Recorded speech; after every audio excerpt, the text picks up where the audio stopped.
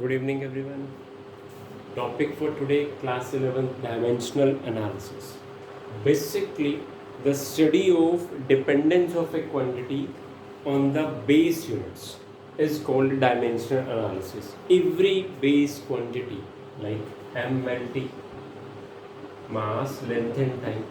Now, if we study how does a quantity depends upon these three base units, this study is called dimensional analysis, and this is very useful for finding dimensions, deriving a relation, to check the correction in a quantity, to check the correctness dimensionally of a quantity.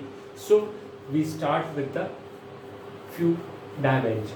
The study of dependence of a quantity on base unit is called dimensional analysis. So how to represent a quantity? A quantity when represented in the terms of powers of base units, right? Like velocity. Velocity is length upon time. Now there is no mass, so if I write this, mass is 0, right? It does not depend on mass. Length is 1 and t reciprocal होने की वजह से -1. So this is dimensional formula for velocity. When equated with a formula, it is called dimensional equation. Representing in the powers of base unit is called dimensional formula or dimensional equation, right? So let me list out certain dimensions, dimension formulas for the quantities, right? One by one. If I go to the base quantity, mass, itself it can be represented by m1, l0, t0, and units are kilogram. Second, its length, its mass 0, length 1, t0, units are meter.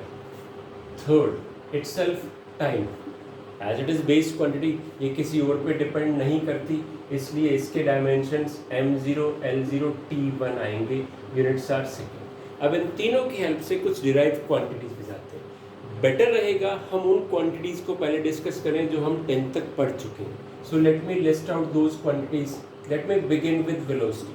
I suggest आप उसके formula को भी ध्यान से देखें. Distance upon time. Distance is measured in length and time reciprocal आ गया. This is metre per second, right? इसी से सीक्वेंस आगे बढ़ाते जाए, राइट? It's linear momentum. अगर आपको याद हो, आपने 9th में पढ़ा था, लीनियर मोमेंटम जो होता है P इक्वल टू mv होता है. सिंबल उसका P है, फॉर्मूला उसका product of mass and velocity. Velocity आपने अभी निकाला, राइट? अगर इसको मास से और मल्टीप्लाई कर दे तो formula would become m1 l1 t minus. ऊपर वाले फॉर्मूला में एक m1 एक्स्ट्रा आ गया, so this become kilogram metre per second. Done मेरा बेटा, right? Come to the next quantity 6.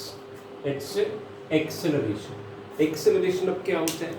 Velocity का जो time rate change है, that's called acceleration. So देखना जरा, it's velocity upon time. Velocity ये रहा, time से और divide करना. ये velocity था, इसको एक बार और time से divide किया तो एक time और reciprocal में आ गया. So ultimately this become m0 l1 t minus 2. It's meter per second square, right? One more quantity. Acceleration आ गया. अब force के बारे में सोचो. Force F equal to m में होता है. Acceleration को अगर हम मास से मल्टीप्लाई कर दे तो दिस वुड बिकम फोर्स. देखो जरा इस क्वांटिटी में मैं मास को इंट्रोड्यूस करूंगा तो it is m1 l1 t minus 2 and this is Newton. Hope it is clear. Right? Come to the next. Now इसी से proceed करते जाना, right? Next quantity. Quantity number 8 I hope, right? So force into distance work done होता है. Force into displacement, right? Force आपने अभी निकाला था, इसको एक बार और डिस्टेंस से मल्टीप्लाई करेंगे, so the formula become m1 l2 t minus 2. SI units are joule, right? जैसे वर्क होता है वैसे ही एनर्जी होती है, right? So energy same as work. That's why dimension formula as well as units are similar. Rationalise system, right. इससे आगे चलना प्लीज। इट्स डेंसिटी, पहले हम इसको डेंसिटी, मास पर यूनिट वॉल्यूम, तो मास तो m1 आ गया, वॉल्यूम डिस्टेंस का क्यूब होता है, that's why L⁻³ T0, right. Units are kilogram per cubic metre. You can go for area, area length into length, so that's why it is m0 L2 T0, this become metre square. आप इस तरह से सीखेंगे तो कोई भी quantities के dimensions को डिराइव करना ज़्यादा आसान है। रट्टा मारने से बेटर है हम उसकी क्वांटिटी का छोटा सा फॉर्मूला देखें और उसको लिखना सीखें, right. Next quantity, it's pressure. Pressure force upon area होता है, आप 8-9 से पढ़ते आ रहे हैं। सो फोर्स को एरिया से डिवाइड किया, मैं अगर इसको लिखने की भी कोशिश करें तो फोर्स था m1 L1 T-2 upon L2, एक L कैंसिल हो जाएगा, ultimately it become m1 L-1 T-2। Units are pascal और newton per metre square, right. इसी तरह से next quantity power.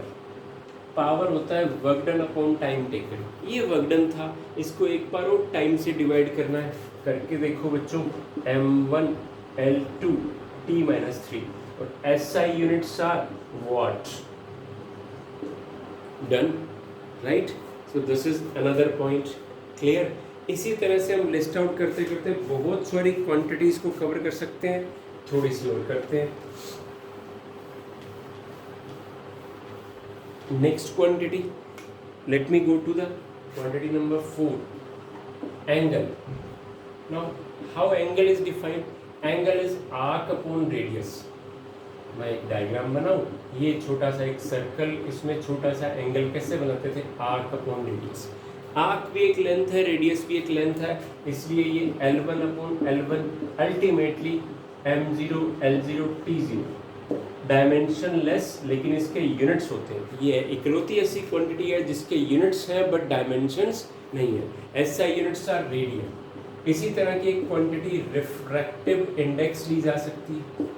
Refractive index अगर आपको याद हो तो in general absolute refractive index 10th में आपने पढ़ा, ratio of speed of light in vacuum to the speed of light in the medium, दोनों स्पीड का रेशो है, इसलिए m0 L0 T0 कोई यूनिट नहीं, ठीक है।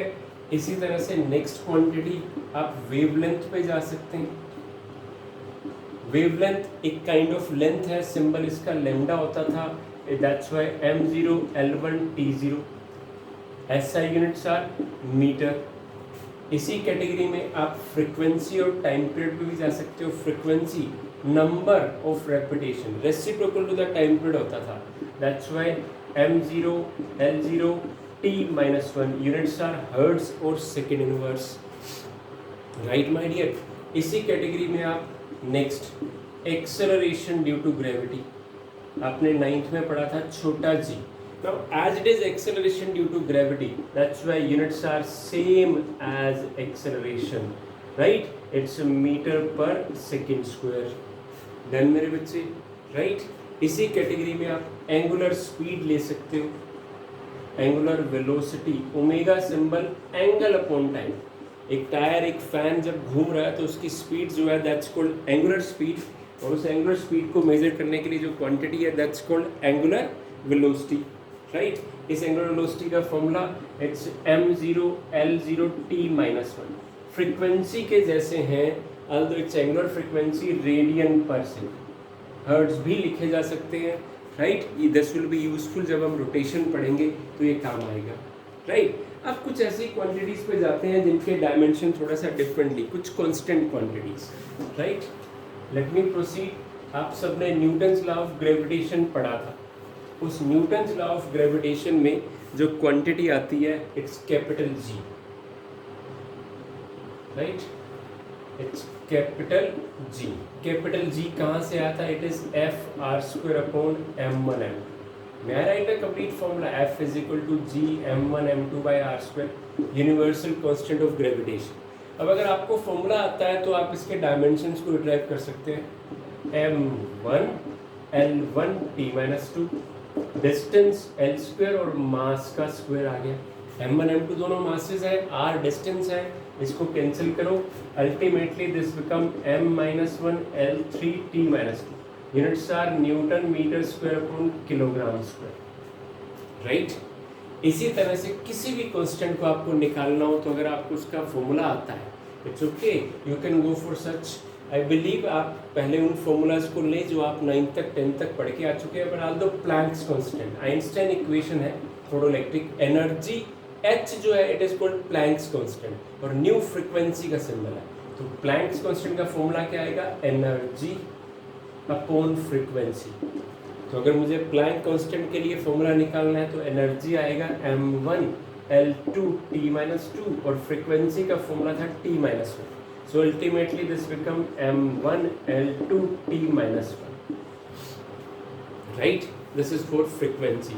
इसी तरह से किसी भी कांस्टेंट को निकाला जा सकता है, but there are certain constant like pi, right. Pi is a dimensionless constant m0 L0 T0, clear, right. इसी तरह से कोई भी इंटीजर लिया जाए 3, 4, 5 कुछ भी, every integer, every number is a dimensionless constant, right? Further we can proceed for the few quantities. अब ये 3 डायमेंशंस का पार्ट था जिसमें हमने 3 बेस यूनिट लिए m, l, t, right? Likewise you can enter to the quantity heat. Heat is a kind of energy, that's why m1 L2 T-2 SI units are joule. But if now I enter to a quantity, कुछ non mechanical units पे जाया जाए तो that's electric current. Electric current अपने आप में एक base unit है, that's why dimensions are A1, right, ampere. So for the 11th हम अपनी स्टडी को अगर 3 डायमेंशन तक एक बार रोक लें so that we can apply this, that's better, but we should at least learn how to write few quantities, ठीक है। सो इलेक्ट्रिक करंट, अब आप इलेक्ट्रिक चार्ज पे जा सकते हैं। Now what is electric charge? If you did remember, current is rate of flow of charge, तो charge की वैल्यू आएगी current into time, so that's why this become A1 T1। Units are coulomb, right. आपने 10th में potential difference पढ़ा था। So potential difference is work done in shifting a unit positive charge. तो work done क्या था, m1 L2 T-2 और जो charge है वो A1 T-1 है। सो अब इस क्वांटिटी में डायमेंशन 3 से ज़्यादा हो जाएंगी। सो this is m1 L2 T-1 A-1, right. This is for potential और SI यूनिट इसके वोल्ट होते थे, राइट। इसी तरह से आप रेजिस्टेंस को भी लिख सकते हैं। रेजिस्टेंस ओम्स लॉ से आता था V equal to RI।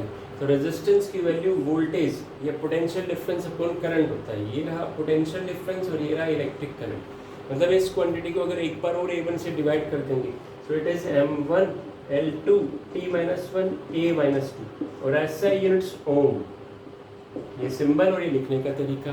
So these are the certain dimensions, right, these are the electrical components. इस लिस्ट को और एक्सटेंड किया जा सकता है, देयर इज नो लिमिट।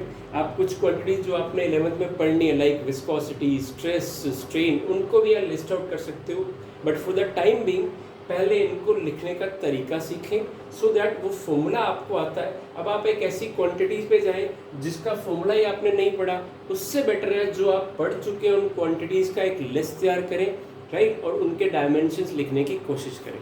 सो एक छोटा सा प्रैक्टिस अगर आप करना चाहें तो 10 ऐसी क्वांटिटीज़ ढूंढें जो हमने अभी नहीं पढ़ी, लेकिन आप 1st to 10th क्लास तक उनको पढ़ के आए हैं और उनके डायमेंशंस लिखने की कोशिश करें। हम नेक्स्ट क्लास में इसकी एप्लीकेशंस पे जाएंगे। एप्लीकेशंस में 3 पार्ट हैं, हम तीनों को प्रोसीड करेंगे। Thank you and have a nice day.